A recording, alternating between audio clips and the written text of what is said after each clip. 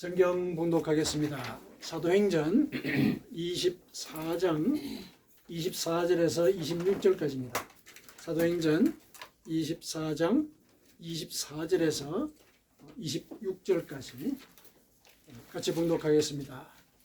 수일 후에 벨릭스가 그의 아내 유대 여자 드루실라와 함께 와서 바울을 불러 그리스도 예수 믿는 도를 이끄는 바울이 의와 절제와 장차 오는 심판을 강론하니 벨릭스가 두려워하여 대답하되 지금은 가라. 내가 틈이 있으면 너를 부르리라 하고 동시에 또 바울에게서 돈을 받을까 하는으로 더 자주 불러 같이 이야기하더라. 아멘. 우리가 몇 주간 계속해서 사도행전의 말씀을 같이 묵상하고 있습니다. 오늘은 이 본문에 특이하게 벨릭스라는 인물이 등장을 하죠. 인물과 관련되어 있는 여러 가지 행적들, 이런 것들을 살펴보면서 오늘 이 본문이 우리에게 신앙생활을 하는 데 있어서 자기가 가지고 있는 그 고정관념이 어떻게 구원의 기회를 미루게 하는지, 그 고정관념이라는 것이 도대체 어떤 구성을 갖고 어떤 모습을 갖고 있길래 이 영혼의 구원을 이렇게 마다하게 하는 이런 결정을 내리게 할까, 이런 이제 취지로 오늘 본문의 말씀을 같이 묵상을 해봤으면 좋겠습니다. 우리가 인생을 이제껏 살아오면서 여러 가지 결정을 해왔고, 또 결정을 한 뒤에 또 후회도 했던 그런 기억들 다 가지고 있지 않습니까? 후회를 하는 이제 그런 경우는 되게 일반적으로 내가 그때 좀 미성숙했구나, 또 내가 참 미련한 생각을 했구나, 이런 이제 후회를 일반적으로 하게 되죠. 그랬을 때 물론 이제 그 당시에는 이 내 미련한 이 결정의 그 요인이 뭘까, 이런 것들을 많이 고민을 하고 또 자기 스스로를 이제 자책을 하면서 스스로 이제 교훈을 하게 되죠. 그런데 또 시간이 지나면서 여러 가지 경험들이 또 우리 눈앞에 펼쳐지면서 그 자책했던 그런 이 교훈들이 잊혀지기도 하고 또 상황에 따라서 다르게 또 변경되기도 하죠. 그런 과정들을 통해서 내가 처음에 가졌던 그런 마음들이 또 흐려지는 이제 그런 경우들이 생기게 되거든요. 그런 과정들을 거치면서 알게 모르게 우리는 이제 우리 속에 고정관념을 갖게 돼요. 이때는 이렇게 해야 되겠다. 그런데 이제 그런 고정관념들이 상황이 달라지는 것과 달리 그 고정관념은 그 고정관념 그대로 그 상황을 해석하고 또 결정을 내리게 만들거든요. 또 그것이 또 여러 가지 또 문제를 또 불러일으키죠. 그런 사례 중에 하나가 이제 오늘 그 벨릭스가 보여주고 있는 내용인데요. 같이 한번 살펴보도록 하시죠. 오늘 사건의 이제 배경은 뭐냐면은 바울 사도가 소아시아 지역에서 복음을 전하고 있지 않았습니까? 24장 그 전에는 복음을 전하는 그런 내용들이 쭉 나와 있습니다. 24장에 들어오면서 바울 사도가 예루살렘으로 다시 돌아옵니다. 돌아오는 이유는 그 당시에 예루살렘에 큰 기근이 있어가지고 소아시아 지역에서 복음을 전하는 그 과정 속에 예루살렘에 기근이 들었다, 이런 소문을 들은 거죠. 그런데 이제 소아시아 지역에 있는 교회하고 또 그리스의 마케도니아 지방에 있는 그 교회에서 이 예루살렘에 있는 성도들의 공공함을 우리가 도와야 되겠다. 그래가지고 헌금을 했어요. 구제 헌금을 한 것이죠. 그래서 그 구제 헌금을 모아가지고 바울에게 준 겁니다. 당신이 가서 예루살렘에 이렇게 좀 전해가지고 그 공공한 처지에 당한 성도들을 좀 구제를 해주시오. 그래서 그런 사명을 띠고 예루살렘을 이제 다시 오게 되었습니다. 근데 예루살렘에 바울이 온다는 얘기를 듣고 유대인들이 벼르고 있었어요. 왜냐하면은 유대교의 율법의 이 수호자였던 사람이 지금은 적극적인 파괴자로 사실은 변했잖아요. 그러니까 유대인들이 오기를 기다렸던 거예요. 기다려가지고 이 바울 사도가 이렇게 나타나니까 분란이 이제 벌어진 거죠. 잡아 죽여야 된다고. 그러면서 이 예루살렘 시내에 이 분란이 생겼습니다. 막 이렇게 사람들이 모여가지고 웅성거리고 소리가 들리고 이러니까 로마의 천부장이 그걸 목격을 한 거예요.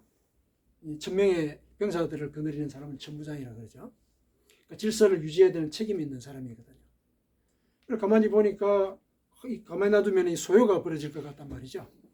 그래서 이런 소동의 원인이 뭘까 봤더니 이 바울이라는 사람이 있는 거죠.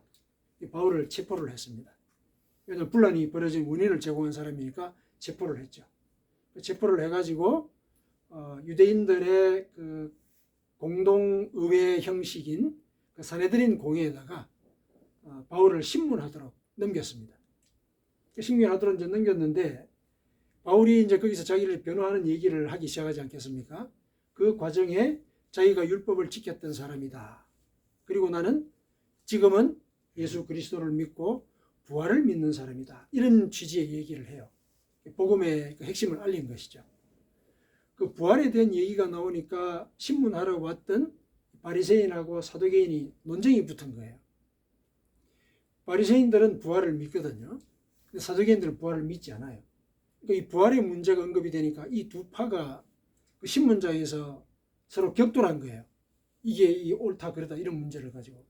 그래가지고 원래 바울을 신문하기로 했는데 전혀 뜻밖의 계파끼리 갈등이 벌어져가지고 거기서 더 큰 소란이 벌어진 거예요. 그러니까 이 천부장이 보니까 좀 어이가 없죠. 신문해가지고 이 사람이 무슨 죄가 있는지 결정을 내려달라 그랬는데 그 결정은 그냥 자기들끼리 분란이 벌어져가지고 자중질환이 일어났으니까. 그래서 가만히 뒀다가는 또 이 문제가 생기겠다 싶어가지고 바울을 그 군대 진영 내에 구금을 합니다. 일단 이제 이 죄가 있는 사람으로 체포를 했기 때문에 보호를 해야 되잖아요. 결정이 내려지기 전까지는. 군 진영 내에 이제 이렇게 구금을 하고 있었죠.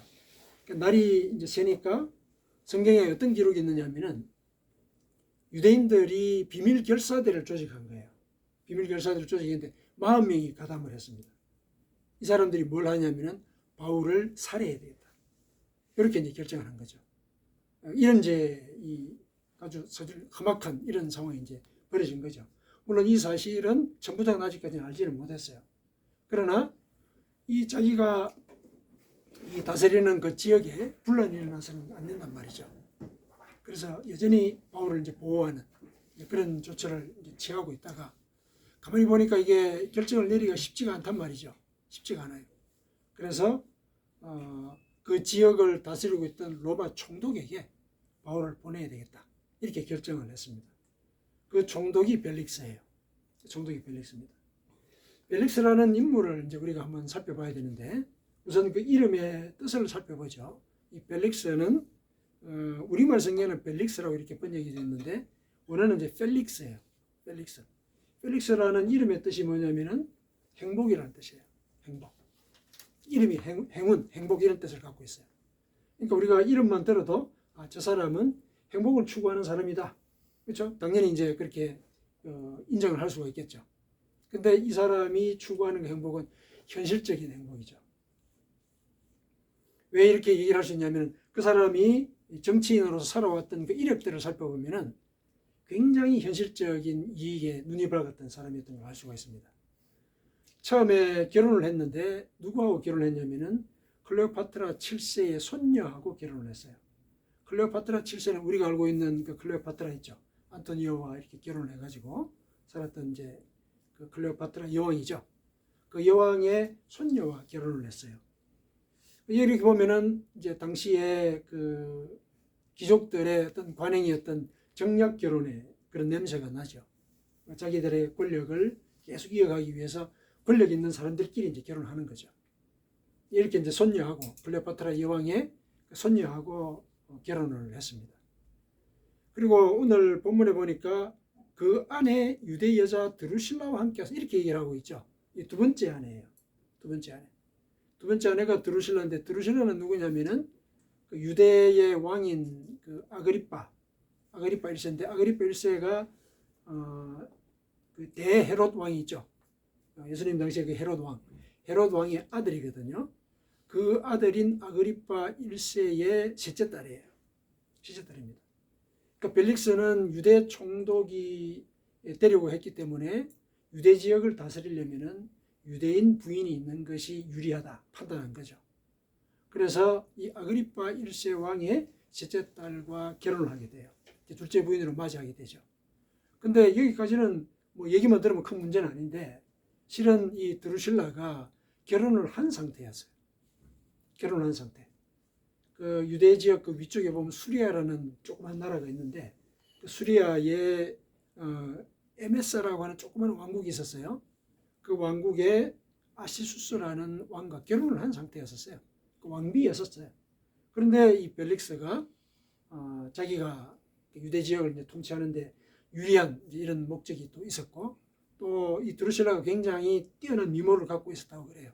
어쨌든 이유는 뭔지는 모르지만 하여간 가가지고 남의 가정을 깨버린 거예요. 가서 이 드루실라를 설득을 해가지고 나하고 결혼을 하자.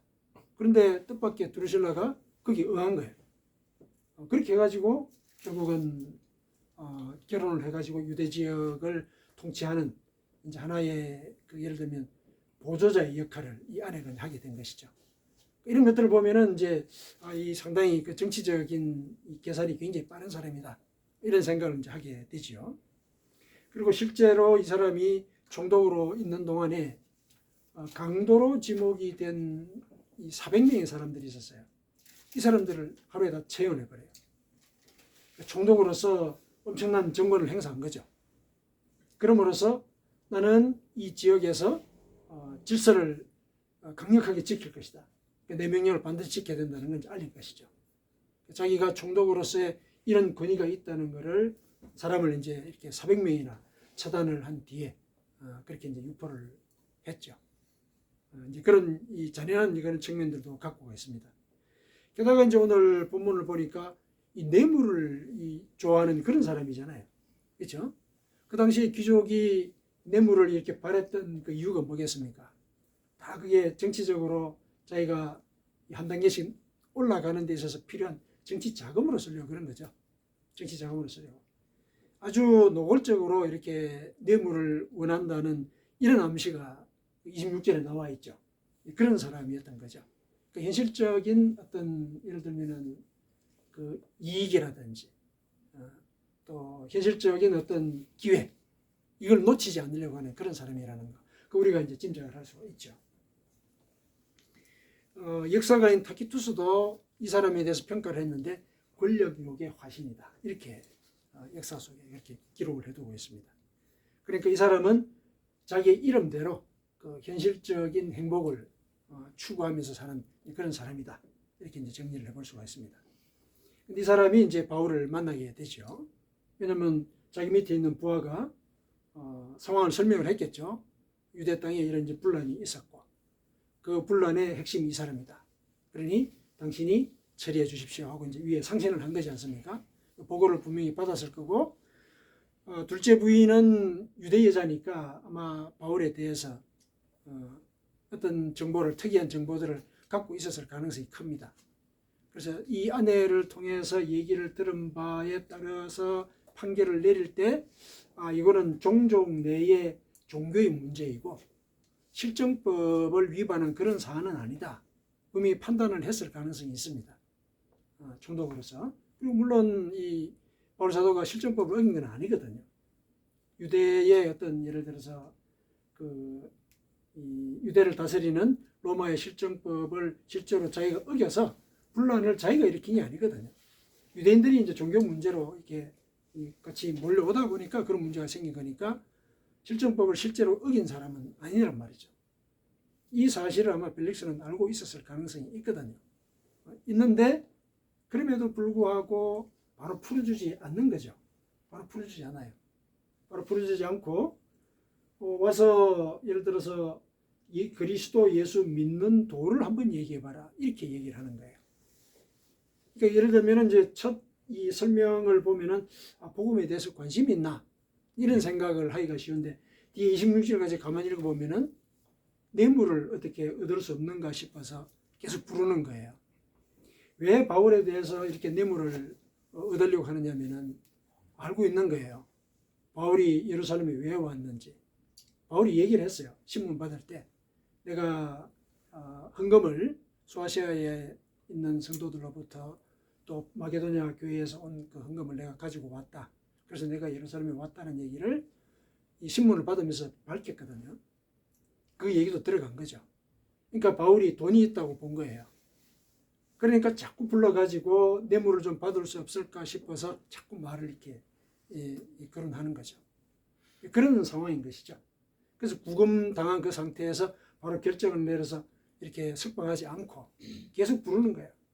계속 부르는데 이제 이 성경 기록에는 또 바울에게서 돈을 받을까 바라는 거로 자꾸 이렇게 불렀다는 얘기예요.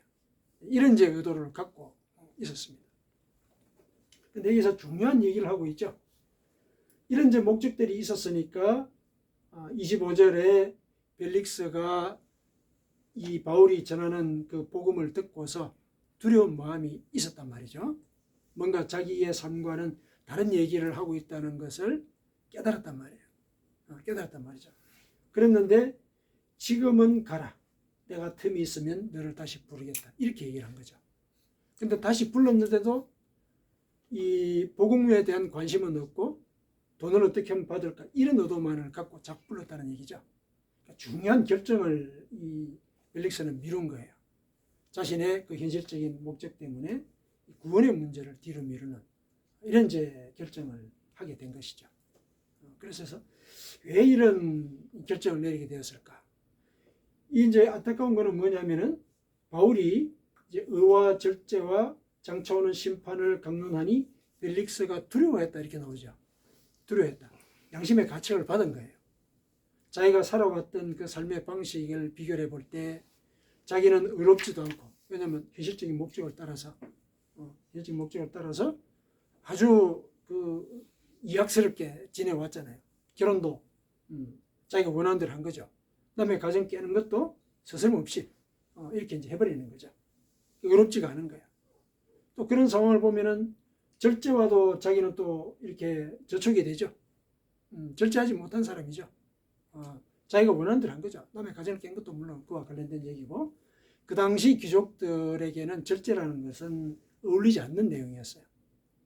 쾌락을 이렇게 즐기면서 사는 것이 그 당시에 귀족들의 삶이었거든요. 그리고 심판에 대해서 하나님의 심판에 대해서 바울이 얘기를 하니까 뜨끔하죠. 그 400명의 강도들을 일거에 처단하긴 했지만은 그 중에 분명히 억울한 사람들도 있었단 말이죠. 위에 있다 보면 이제 이런 것들을 갖다가 분별해가지고 결정을 내려야 되는데 전혀 그러지 못한 거예요. 이런 것들이 이 바울 사도의 말을 통해서 양심의 가책을 불러일으켰단 말이죠. 그래서 두려워했다고 얘기를 하는 거죠. 두려워한 거예요. 근데 왜 지금 가라 이렇게 얘기를 했을까? 지금 가라. 구원의 결정을 미룬 거지 않습니까? 양심의 가책을 느꼈다면은 자기도 뭔가 영혼의 상태라든지 구원의 문제에 대해서 고민하는 이런 여지가 있었다는 거거든요. 근데 그거를 뒤로 미루게 된 것이죠. 왜 이렇게 됐을까? 그런 걸 따져볼 때 이 벨릭스는 고정관념을 갖고 있는 사람이었다. 자기 고정관념이 딱 이렇게 확고하게 서 있으니까 이런 구원의 기회가 자기에게 다가오더라도 그 고정관념에 따라서 그 새로운 기회를 뒤로 미루는 이런 이제 결정을 하게 된 것이죠. 굉장히 현실적인 사람이라는 것, 우리가 이 사람의 행적에 대해서 예를 들어서 파악을 했듯이 이 사람이 가지고 있는 예를 들어서 현실적인 전략들 이런 것들이 결국 다 성공을 하지 않았습니까? 성공을 했거든요. 그렇게 되면은 현실적인 전략을 쫓아서 사는 것이 나한테는 이롭다라는 고정관념을 갖게 되겠죠. 그렇죠? 결혼을 2번 하는 그 과정 속에서 다 정치적인 이익을 얻었단 말이에요. 다 이익을 얻었어요. 내가 이렇게 현실적인 계산을 해서 내가 이익을 얻었어. 그러면 내 판단이 옳은 것이야. 그래서 현실적으로 여러 가지를 고안하고 고민하는 것, 이것이 내 삶을 예를 들어서 승승장구하게 되는 그런 통로가 되는 것이다. 이렇게 얘기를 할 수 있는 것이거든요. 그러니까 자기의 그 고정관념이 옳다라는 사실, 그것을 자기가 확인을 한 거예요. 이게 이제 고정관념이 되는 것이죠.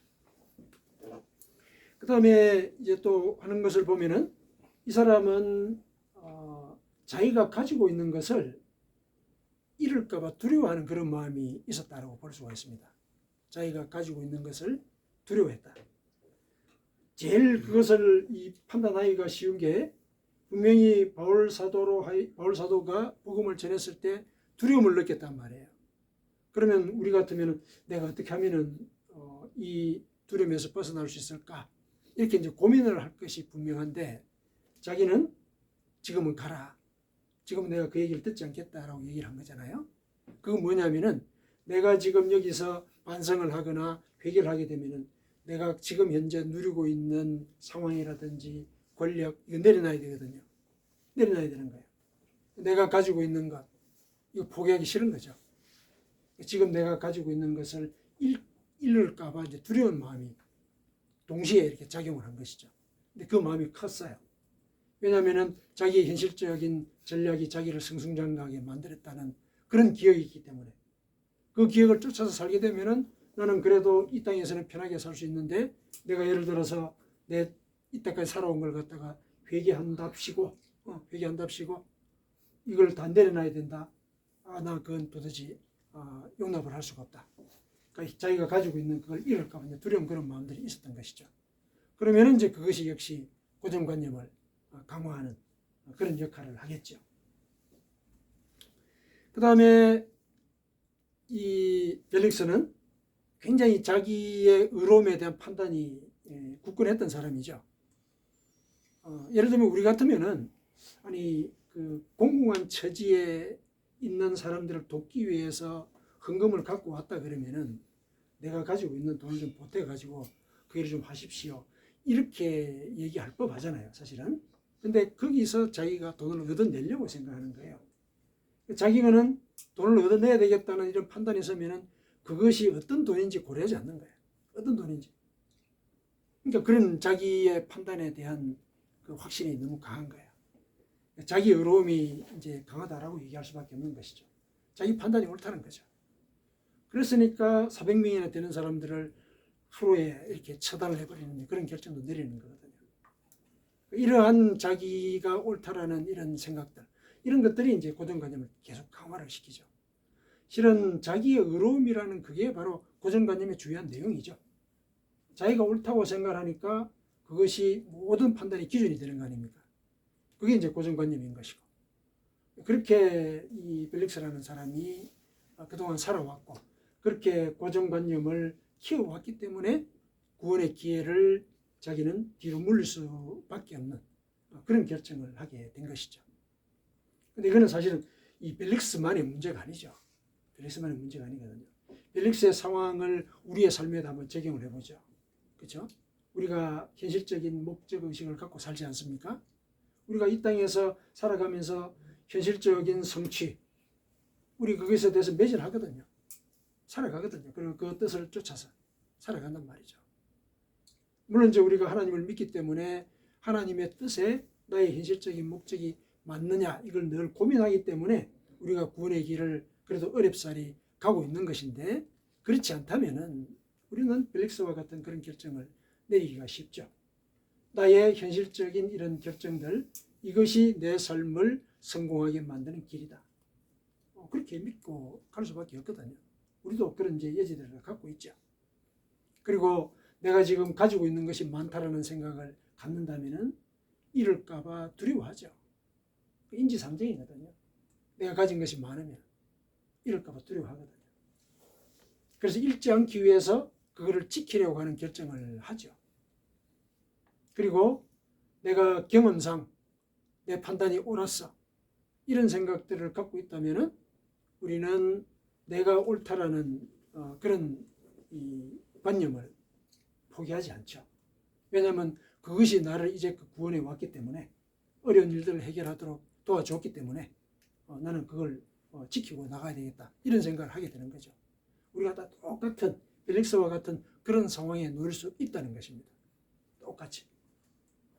그러면 이제 이것이 우리의 고정관념이 되어서 이 구원의 기회를 우리가 뒤로 미룰 수 있는 이제 그런 이제 패착을 초래할 수가 있는데 우리는 그러면은 나의 고정관념에 대해서 어떤 자세를 갖고 접근을 하고 어떤 자세를 갖고 내 고정관념을 분별해야 할 것인가 이제 우리가 고민을 해야 되죠. 자, 우리가 이 고정관념으로부터 벗어나기 위해서는 첫 번째 우리가 명심해야 될 일이 있습니다. 우리가 육신의 일을 쫓으면은 하나님을 기쁘시게 할 수 없다. 이 사실을 명심을 해야 됩니다. 육신의 일을 쫓으면. 육신의 일이라는 게 소위 그 현실적인 목적 그 자체를 위해서 살아가는 거죠. 그게 육신의 일이에요. 근데 성경은 분명히 육신의 일을 쫓는 자는 하나님을 기쁘시게 할 수 없다. 이렇게 얘기를 하고 있습니다. 이 사실을 우리가 명심을 해야 되는 것이죠. 로마서 8장 6절에서 8절까지예요. 육신의 생각은 사망이요 영의 생각은 생명과 평안이니라. 육신의 생각은 하나님과 원수가 되나니 이는 하나님의 법에 굴복하지 아니할 뿐 아니라 할 수도 없음이라. 육신에 있는 자들은 하나님을 기쁘시게 할 수 없느니라. 우리가 명심을 해야 되는 거죠. 이 사실을. 그래서 내가 지금 현실적인 문제 때문에 고민을 하고 있다면 이 현실적인 문제와 그것에 대한 고민 자체가 하나님의 뜻과 맞느냐 맞지 않느냐 이거 고민해야 되는 거죠. 우리가 육신의 일을 하나님이 기뻐하지 아니하신다는 것을 명심하고 있지 않으면 그런 고민조차 하지 않아요. 그런 고민조차 하지 않습니다. 그래서 이 사실을 우리 분명히 명심을 하고 있어야 됩니다. 육신의 일에 대해서 하나님은 기뻐하지 아니하신다는 사실, 이거 우리가 명심을 하십시다. 그래서 우리가 육신의 일에 대해서 하나님이 기뻐하지 않는다는 사실을 명심을 우리가 하게 된다면은 로마서 12장 2절에 나온 대로 이렇게 12장 2절에 바울 사도가 이렇게도 얘기를 하거든요. 너희는 이 세대를 본받지 말고 오직 마음을 새롭게 함으로 변화를 받아. 그러니까 명심한다는 게 그런 거죠. 내가 가지고 있던 그 고정관념과는 달리 하나님은 육신의 일을 기뻐하지 않으신다는 사실을 명심하는 것. 그게 마음을 바꾸는 거죠. 그렇죠? 마음을 새롭게 해서 변화를 받는 거죠. 그렇게 해서 하나님의 선하시고 기뻐하시고 온전한 뜻이 무엇인지 분별하는 그런 삶을 우리가 살 수 있어야 할 것이다. 두 번째는 성령의 인도를 우리가 강구를 해야 됩니다. 성령의 인도를 우리가 강구를 할 때 고정관념으로부터 벗어날 수가 있습니다. 왜 갑자기 성령의 인도를 언급하느냐면은 바울 사도가 벨릭스에게 와서 강론한 그 주요한 주제가 뭐였습니까? 25절에 의와 절제와 심판이죠. 의와 절제와 심판. 이거는 실은 우리 속에서 성령이 우리에게 일러주시는 내용이에요. 성령이 우리에게 일러주시는 내용. 예수님께서 성령이 너희에게 오시면 이런 것들을 너희에게 가르칠 것이다 얘기하셨죠. 요한복음 16장, 그죠? 우리 16장 8절에 그대로 나오거든요. 예수님이 뭐라고 얘기하셨냐면은 성령이 오시면은 그가 와서 죄에 대하여, 의에 대하여, 심판에 대하여 세상을 책망하실 것이라. 이렇게 얘기를 하셨거든요. 바울 사도가 의와 절제와 심판에 대해서 얘기한 것은 사실상 벨릭스에게 그 얘기를 한 거예요. 성령의 가르침을 받아야 됩니다. 그래서 성령이 당신 안에서 일함으로 당신에게 의를 가르치고 또 그 절제에 대한 이유를 가르치고 그 길을 따르지 않을 때는 하나님의 심판이 있을 것이라는 사실을 경각해야 하는 것입니다. 이 사실을 사실은 강론한 거거든요. 여기에 비추어 볼 때 그러면은 우리가 벨릭스와 같이 고정관념에 빠지지 않으려면은 우리 속에 성령이 활동하시기를 강구해야 되는 것이죠. 그래서 그분이 우리 속에서 활동을 하실 때 우리는 의와 절제와 심판에 대해서 경각하는 그런 삶을 살 수 있게 되는 것이란 말이죠. 그것이 우리의 고정관념을 현실에 매여 있는 그런 고정관념을 깨는 길이 되는 것입니다. 그 다음에 세 번째는 자기가 옳다는 생각을 버려야 되죠. 고정관념의 그 핵심적인 요소가 자기가 옳음이다. 자기가 모든 것의 기준이 되는 것이죠.